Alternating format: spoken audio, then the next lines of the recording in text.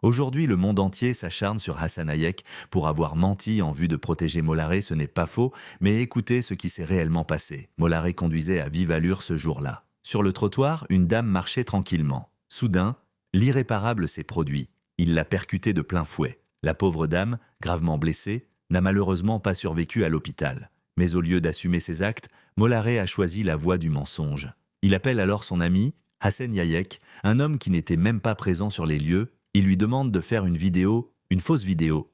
Dans cette vidéo, Hassan explique que c'est la victime qui traversait la route de manière imprudente, sous-entendant qu'elle serait seule responsable de ce qui lui arrive. Hassan Hayek devient la cible de toutes les critiques, de toute la haine. On l'accuse de vouloir protéger un ami coupable. Mais ce que personne ne savait, c'est que c'est Mollare lui-même qui a tout orchestré. Hassan, manipulé, n'était qu'un pion dans ce mensonge sordide. Heureusement, la vérité finit toujours par éclater. Les caméras de surveillance ont montré ce qui s'est réellement passé. La victime ne traversait pas la route. Elle était sur le trottoir, à sa place, quand Mollare l'a fauchée à pleine vitesse. Aujourd'hui, la question qu'il faut se poser est: pourquoi Mollare a-t-il préféré salir la mémoire d'une innocente plutôt que d'assumer sa faute? Et pourquoi a-t-il sacrifié son ami pour cacher sa propre lâcheté? Analyse morale de l'attitude de Mollare. Mollare a trahi deux fois. D'abord, il a tué une innocente par imprudence. Ensuite, il a voulu salir sa mémoire en l'accusant injustement. Ce comportement est cruel. Il refuse de reconnaître sa faute et au lieu d'honorer la victime, il la fait passer pour coupable. C'est un manque total d'humanité et de respect pour les morts. C'est aussi une trahison envers son ami Hassan Hayek. Il l'a manipulé et poussé à mentir publiquement, mettant son ami dans une situation impossible